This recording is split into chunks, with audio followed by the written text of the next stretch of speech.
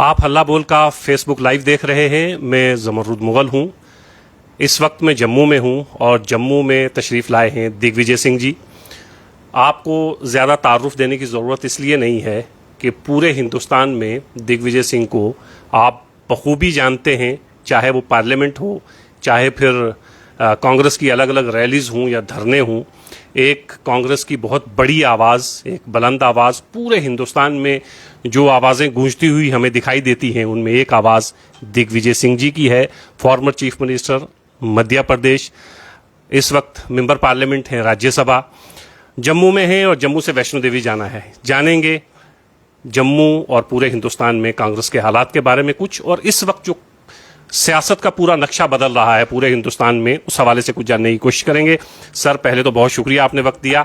Sir, ये बताइएगा, हिंदुस्तान में ये जो सियासत का नक्शा है ये पूरे तरीके से बदल रहा है। अगर हम आज से 10 साल 15 साल पीछे चले जाएं तो सियासत जो हमारे सामने थी कुछ और रंग और रूप में थी, अब एक नए रंग रूप में हमारे सामने आ रही है। ये हमारे देश के लिए अच्छा है या खतरनाक है? सर, इस बात को समझ लीजिए कि मैं तो इस बात को हमेशा कहता रहा हूं कि भारतीय जनता पार्टी का जो सोच है, विचारधारा है, नीति है, वो इस देश के मूल संस्कार और संस्कृति के खिलाफ है। क्योंकि ये देश सबका है और सभी जात, धर्म, संप्रदाय के लोगों ने मिलकर इस देश को आज़ादी की लड़ाई लड़ी और इस देश को सन 47 से लेकर मैं कहता हूं कि 2014 तक एक नया स्वरूप दिया, जिसमें कि पूरे विश्व में धीरे धीरे धीरे हम लोग पायदान चढ़ते चले गए और 5th लार्जेस्ट इकोनॉमी के रूप में हम उभर कर सामने आए। लेकिन जब से मोदी जी प्रधानमंत्री बने हैं, देश का माहौल बिगड़ रहा है। धार्मिक उन्माद से अशांति फैलती जा रही है। हमारे भारतीय संविधान में सबको अपने धर्म का पालन करने का, प्रचार करने का अधिकार है, लेकिन दूसरे धर्म के खिलाफ अपशब्दों का प्रयोग करने का अधिकार नहीं है। दूसरे धर्मों को नीचा दिखाने का अधिकार नहीं है और उसके लिए सख्त कानून भी है। लेकिन हम देख रहे हैं कि नरेंद्र मोदी जी जब मुख्यमंत्री थे गुजरात के, तो उन्होंने इसकी शुरुआत की थी और प्रधानमंत्री बनने के बाद अगर किसी व्यक्ति को उंगली में चोट लग जाती तो उनका ट्विटर पे आ जाता है।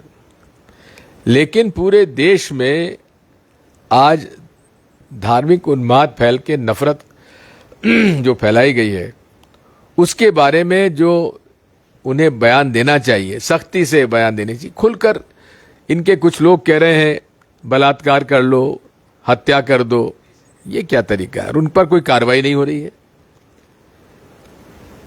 लगभग 12 राजनीतिक दलों ने, जिसमें कि 5 मुख्यमंत्री, उन्होंने लिख के दिया है कि भाई आप अपनी चुप्पी तोड़िए। लेकिन ये चुप्पी क्यों तोड़ेंगे?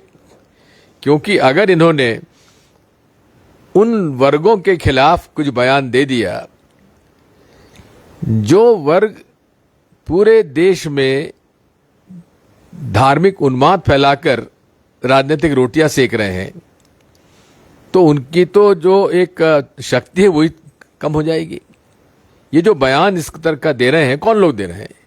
ये सब भारतीय जनता पार्टी द्वारा प्रोत्साहित लोग दे रहे हैं।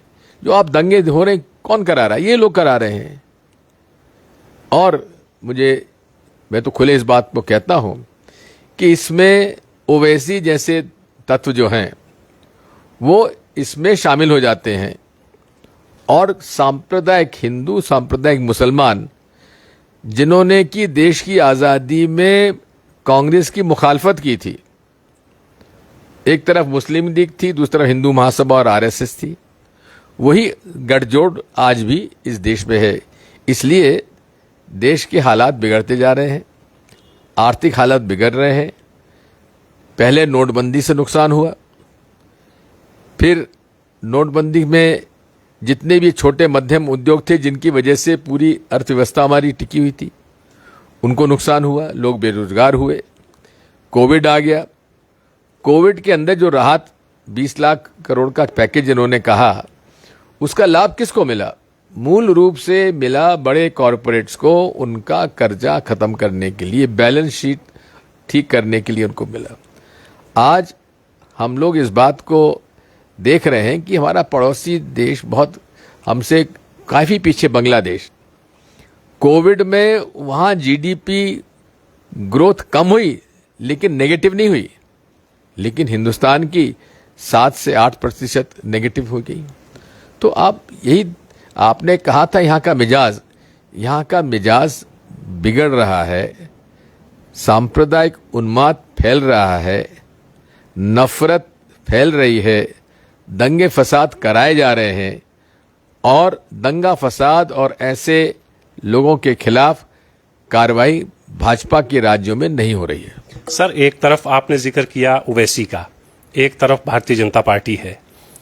कांग्रेस इस पूरे जो जम्मू कश्मीर नहीं बल्कि पूरे हिंदुस्तान में जो सियासत का एक नया रुख हमारे सामने आ रहा है, जिसका जिक्र आप कर रहे हैं सर, कि उन्माद फैल रहा है, तो कांग्रेस का क्या स्टैंड होना चाहिए?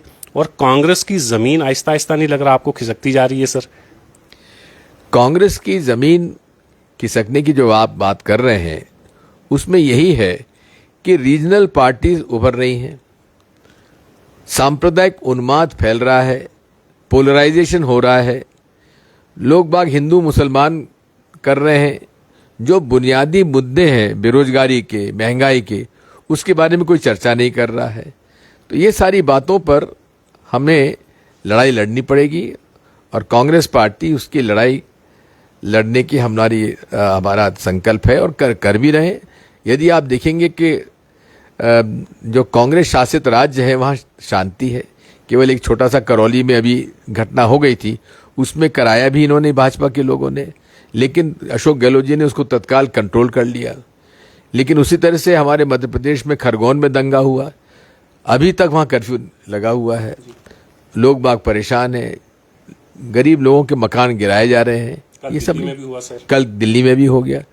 और दिल्ली में जिन लोगों ने दंगे करवाए, वो कपिल मिश्रा जो पहले भाजपा में था, आम आदमी पार्टी था, फिर भाजपा में चला गया, वो खरगोन में 4 दिन तक इस तरह भड़काऊ भाषण दे रहा था। उसकी वजह से बड़वानी जिले के सेंधवा में और खरगोन में दंगे हुए, गोलियां चली, पत्थर फेंके। यदि आप देखेंगे तो उसमें दोनों तरफ से पत्थर चले, लेकिन कार्रवाई केवल एक वर्ग के खिलाफ हो रही है। ऐसा नहीं होना चाहिए। सर, जम्मू कश्मीर में ये माना जा रहा है कि अक्टूबर नवंबर में इलेक्शन होंगे। अगर अक्टूबर और नवंबर में जम्मू कश्मीर में इलेक्शन हो जाते हैं तो कांग्रेस की क्या भूमिका होगी सर इसमें, सरकार बनाने में या बनने में? सर, पहली बात तो यह है कि डिलिमिटेशन का नोटिफिकेशन नहीं हुआ है, लेकिन जो जानकारी मुझे मिल रही है उसमें बड़ा भेदभाव किया जा रहा है। एक जगह कॉन्स्टिट्यूंसी 30-35 हज़ार की, एक जगह 1.5 लाख की। ये केवल ऐसे मोहल्ले, ऐसे गांव जिसमें भाजपा का अस्तित्व है, उसी के हिसाब से पूरा डिलिमिटेशन हो रहा है, विधानसभा सीटें बनाई जा रही हैं। तो ये उचित नहीं है। इसलिए मैं तो कहता हूं कि ये चाहे कितना ही कोशिश कर लें, लेकिन आज जम्मू कश्मीर के लोगों में नाराजगी है। कारण ये है कि यूनियन टेरिटरी तो स्टेटहुड मिल जाता है। ये पहला उदाहरण है जहां स्टेट को यूनियन टेरिटरी बना दिया गया, अधिकार छीन लिए गए, पूरा कंट्रोल केंद्र सरकार के होम मिनिस्ट्री का हो गया, और साथ में जो स्टेट का जो रिक्रूटमेंट होता था वो जम्मू कश्मीर के हिंदू मुसलमान सिखों का इनका होता था। अब ओपन कर दिया है, बाहर के लोग भी आके यहाँ नौकरी पाएंगे। हक किसका मारा गया? जम्मू कश्मीर के लोगों का हक मारा गया। इन सब बातों पर भी ध्यान देने की आवश्यकता है। तो इसलिए मैं कहता हूं कि भारतीय जनता पार्टी ने, वैसे 370 का भी अगर आप देखेंगे तो अधिकांश प्रोविजन तो हटा दिए गए थे। ये भी भारतीय जनता पार्टी को हम कहना चाहते हैं कि आप हमेशा कहते हो श्यामा प्रसाद मुखर्जी ने 370 का विरोध किया। अरे जब 370 लगी, संविधान में शामिल किया गया, उस समय श्यामा प्रसाद मुखर्जी कैबिनेट मिनिस्टर थे पंडित जवाहरलाल नेहरू के, उन्होंने इसका सपोर्ट किया था। तो उसमें क्यों ऐसी बात, गलत बात करते हैं लोग। और वही श्यामा प्रसाद मुखर्जी ने पश्चिम बंगाल में सरकार बनाई थी, मुस्लिम लीग के साथ मिलकर सरकार बनाई थी। और उन्हीं डॉक्टर श्यामा प्रसाद मुखर्जी ने जब भारत छोड़ो का नारा दिया था गांधी जी ने, तो उन्होंने वाइसरॉय साहब को, गवर्नर जनरल साहब को कहा था सख्ती से इसको दबाया जाना चाहिए, इसे किसी हालत में सफल नहीं होने देना चाहिए।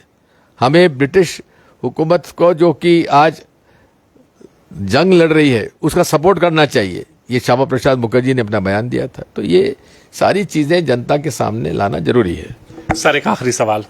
आज सुबह के जो अखबारात हैं उनमें खबर ये है कि प्रशांत किशोर जो हैं, पीके जिनको नाम से मशहूर हैं, वो बहुत जल्द कांग्रेस का दामन थाम सकते हैं। तो अगर वो कांग्रेस ज्वाइन करते हैं तो क्या उससे कांग्रेस को हिंदुस्तान में फायदा होगा सर? कल उनका प्रेजेंटेशन था कांग्रेस प्रेसिडेंट के सामने, और उसमें उन्होंने प्रेजेंटेशन दिया है, लेकिन काफ़ी डिटेल प्रेजेंटेशन था। तो इसलिए कांग्रेस प्रेसिडेंट ने कहा है कि हम एक कमेटी और बना देते हैं, उसमें डिटेल प्रेजेंटेशन का क्या रोड मैप हमारा हो सकता है।